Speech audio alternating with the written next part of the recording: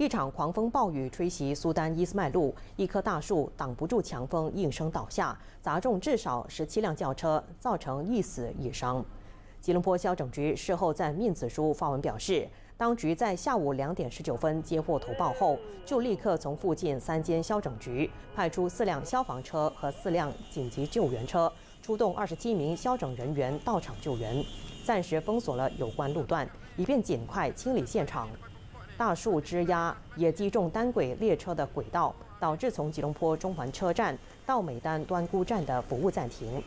吉隆坡快捷通公司促请受影响的乘客改搭轻快铁、捷运、接驳巴士等等作为替代的交通工具。